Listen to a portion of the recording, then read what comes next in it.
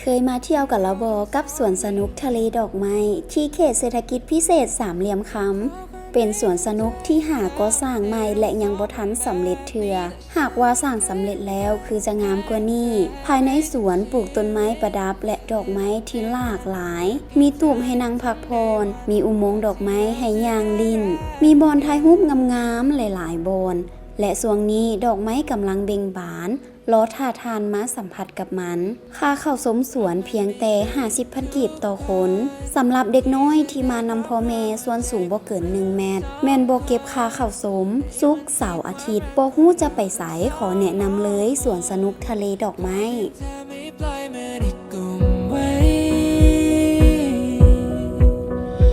การเรียนรู้นับร้อยพันปฏิทินนับร้อยวันกี่คำคืนที่ผ่านพ้นฉันกว่าเราจะได้มีกันและกันก่อนที่เธอจะไปจากฉัน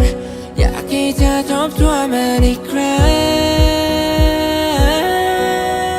ฉันได้ไหมในวันที่รักของเรานั้นหอมหวานนึกถึงครั้งที่เราสองคนได้เคยตกหลุมรัก Feeling like day oneยังคงนึกถึงในวันที่เราทั้งสองมีกันก็เพราะความไม่เข้าใจทำให้เราสองเป็นแบบนี้แต่ฉันไม่เคยต้องการให้เธอหายไปจากชีวิต Feeling like day one อยากให้เธอนึกถึง day one กว่าที่เราจะได้รักกัน